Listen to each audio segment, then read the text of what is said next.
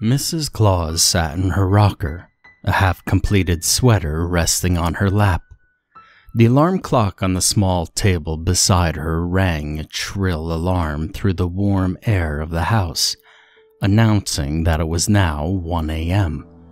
She reached for it, hitting the button at the top with a light ting and silencing the sound. She cranked the dial back another hour so that it would ring at 2 a.m. This was how we kept track of Santa's journey on Christmas Eve. "How are those cookies looking?" Chandrell opened the oven door and peered inside. "The chocolate chip cookies need another few minutes." She stood and looked at the counter behind her, touching a finger to one of the cooling gingerbread men. "But the gingerbread men are ready for decoration." I looked up from my piping. "The sugar cookies are almost done too." Mrs. Claus beamed at us before continuing her knitting.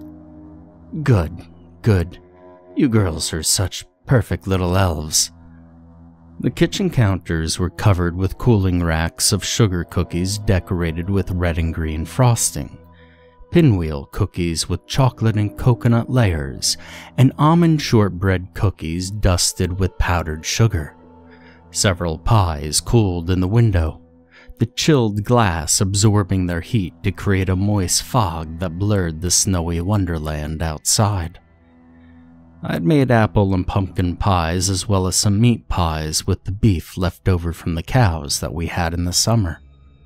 Meat pie wasn't something we normally had at the Christmas feast, but it had been Horace's favorite, and I wanted to honor him, to feel like he was still included in the celebration.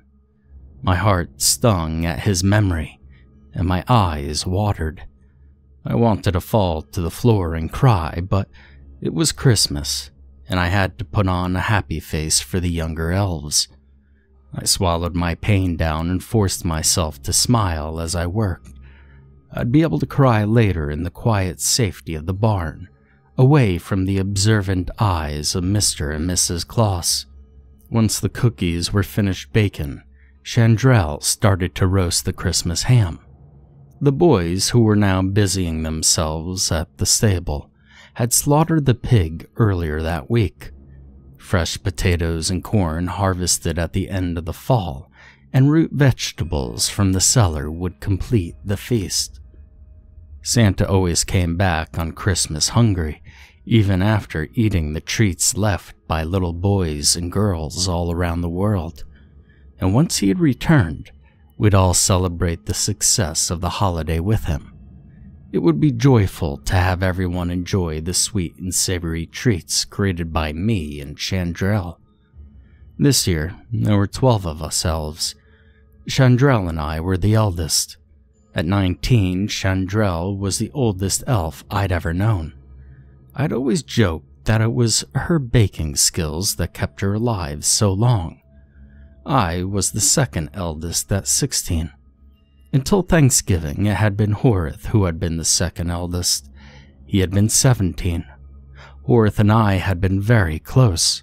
Our love ran deep and constant like the river that bordered the North Pole on the south side. Being one of the two eldest female elves came with a lot of privileges and responsibilities. We were not only expected to take care of the younger elves, but to help Mrs. Claus with running the house, which meant also the barn and the cellar. We were the only ones that she would entrust to protect the food storages, since some of the younger elves would be less able to fight temptation during times when food was scarce. After Chandrell and me was Mirren, who was 14. Then there was Irilith, who had just turned 12, and Zaltarish, who was 11. Sistine was 9. The twins, Arizwin and Bayfinder, were 8.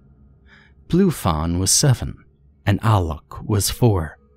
Then there was Sweet Quaith, who was the second youngest, at 1 year old. And finally there was precious little Nim, who was only 6 months old. She was to spend the holiday tucked tightly in her crib, drunk on breast milk and dreaming of sugar plums.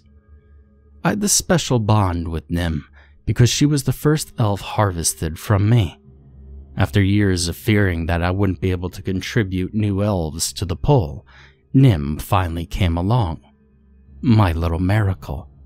And when Santa had punished Horeth, I worried he would take his anger out on Nim as well. I begged him to spare her, that it was only me who was a threat to the joyful life at the North Pole. But I will always be thankful to Mrs. Claus for saving our lives that night, even if her motives were only driven by concern from our small number. Her frantic cries warned Santa that losing 2 adult elves would be unwise in the harsh winter months, and even losing 1 infant would make the future difficult. At Mrs. Claus's pleading, he decided to show us both mercy that day, only locking us in the shed for a week as penance for my failings. You see, the North Pole is a wonderful land of celebration and joy, but also of discipline and reverence. We elves have few rules that we must follow, but disobedience is not an option. Rule number 1, do your chores. The eldest female elves looked after the home and the food reserves in the barn and cellar. We baked, cooked, pickled, cleaned, and did all the sewing. The eldest male elves looked after the animals and performed the butchering. Sometimes, under Santa's supervision, the boys would be allowed to travel north towards the mountains to hunt rabbits and deer. Chandrel had always envied their trips away. Neither of us had ever traveled past the tree line. Horeth would tell me of all the animals and the views that he saw during those trips.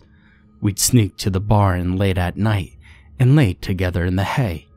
He'd tell me about how rocky and steep the mountains grew as you approached them, and how beautiful the sun was setting over the pole.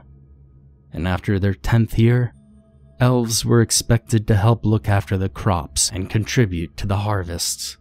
It was tough work for such small bodies, but we all had our part to do. Horeth had been so good about helping the little ones with their more difficult chores after he had finished all of his. And when they weren't in the fields, they either took care of the younger elves, or assisted the older elves in more detailed tasks. This also helped them learn the jobs that they would soon be expected to perform. The youngest elves were in charge of the easier chores, such as taking care of chickens and collecting eggs, or helping with gardening. And when all the elves did their chores, the North Pole ran smoothly, like a well-oiled machine. Even this past year, with only 12 of us, we were all able to survive. And it was indeed lucky that Chandrel and Mirren were both ripe with the next generation of elves, promising that our numbers would grow again. Rule number 2, always be joyful. Mrs. Claus told us that a smile is all you need in this world, that it is a conduit for joy. When we felt bad things, she'd shush us. Santa does not like it when elves cry, she'd warn, but sometimes it was hard, especially for the little ones. We'd remind them to try and be joyful, even when they had stubbed their toe or skinned their knee, but still the tears would flow around their frowns. We'd tell them that it would get easier as they grew older. They'd sniffle and nod, and we'd smile at them, rewarding their joy with cookies and candy. What I never revealed was that it was too difficult to be joyful sometimes, even as an older elf, and so I had to pretend. When Mr. Claus could see my unjoyfulness seeping through my smiling face, he'd tell me to be more like the other elf girls, to be more like Chandrel or Mrs. Claus, whose warm smile never faltered. Mrs. Claus with those ice blue eyes, crinkled permanently by a wide, toothy smile. Mr. and Mrs. Claus said that elves were always joyful, so I used to worry that I was defective. But then I started going to the barn at night with Horeth, and he told me that he wasn't joyful sometimes too. I told him about how I was often not joyful. He looked at me deep in the eyes and told me that he felt the same. Telling him that oddly made being joyful easier. Rule number 3. Only Santa may leave the pole. The only exception being when he would take the older boys hunting. Otherwise, only Santa was able to come and go. And he didn't leave only on Christmas Eve, but would leave the pole once or twice a month. I once asked Mrs. Claus what Santa did when he left, and she explained that he needed things that we couldn't provide at the North Pole. Despite her unfaltering smile, she'd sympathize with us, the girl elves, on those nights. These were the nights when Santa would visit us in our room. Most of us wouldn't be able to sleep those nights, not when we knew what was coming. He'd waken the few early in the morning, our thin door banging against the wall. The sound would always vibrate through my bones as a sour scent permeated the room, making the warm air heavy over my mouth, forever forced into a smile. He'd pick out one or two of the girl elves and carry us out to the shed where he would ready us for harvesting new elves. I was lucky though. Chandrell was his favorite, so I was often left alone. There was an unspoken fourth rule at the pole, that only Santa may harvest his elves. We were supposed to be pure, but Horath and I loved each other. We loved each other so much that our bodies ached to be together. And then Mr. Claus found us. He had been so proud of me too. So proud that I had finally provided fruit for him and Mrs. Claus. It was then that he took Horath to the shed, and that was the last time I saw my love. His face twisted in fear and pain as Santa dragged him through the cold, dead leaves. I cried for him openly. Mrs. Claus allowed it, even though it was not joy. She had always been much kinder than Santa. The alarm rang at 6 a.m. Mrs. Claus stopped her knitting and stood at the window, looking out at the winter landscape around us. Worry furrowed her brow, slightly wrinkling her otherwise joyful face. Santa Claus had never been this late getting home before. At 11 a.m., Mrs. Claus let us eat some of the feast that we had prepared so that we could go to bed without empty stomachs. I couldn't sleep, though. Instead, I listened to her walk back and forth by the front windows, waiting for him. At 3 p.m., the other girl elves and I joined her in the living room. At this point, she was curled up on her rocking chair. She wasn't crying, which I was surprised by, and despite rule number 2, I understood the hurt that happens when someone you love doesn't come back.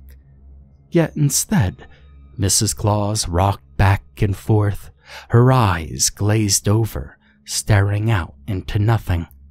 She was unresponsive, her lips drawn tight, making her grin look dehydrated and skeletal. By the time 5 p.m. hit, we abandoned her to feed the younger elves more of the Christmas feast, which now lay cold on the table. At 8 p.m., Chandrell called out to me to join her at the window. I hugged Nim close to my chest as I walked over to see. Chandrell pointed, and I immediately saw the shadowy figure which had just emerged from the tree line.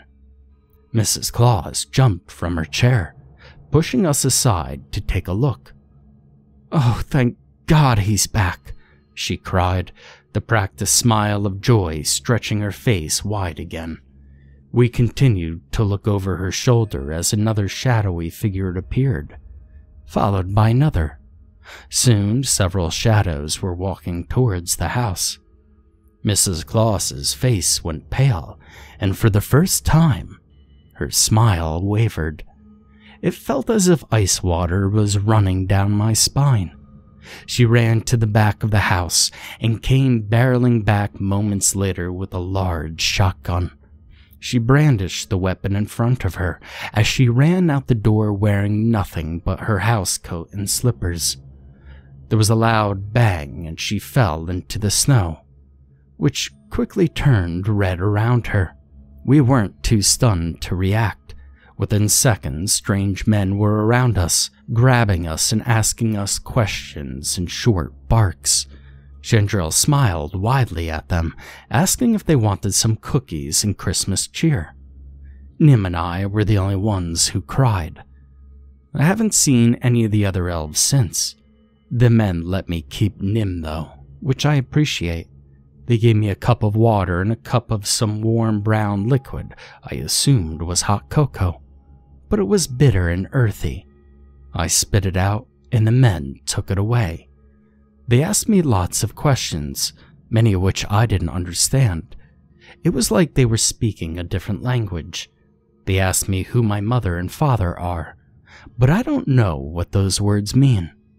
I asked if I could go back to the North Pole, but the men only clenched their jaws without answering. Their features were sharp and their flesh was not snowy white. They were not elves. They all looked different, and it was difficult to keep them straight. They were all odd looking, and each of them looked old, much older than Mrs. Claus. They looked like they were Santa's age. But I'm alone now. This place is too bright, too cold, too metallic. The light hurts my eyes, and the coldness gnaws at my bones. Tears bite at my cheeks. I try to smile, but it's hard to even pretend to feel joy here. The warmth of Nim on my chest is the only comfort that I have. She squirms, and I look down at her and try again to smile. She looks up at me, and her large wet eyes search my features before lighting up with recognition. She smiles at me, and my heart lightens. I see Horth's smile in hers, and for the first time since he died, my smile is real.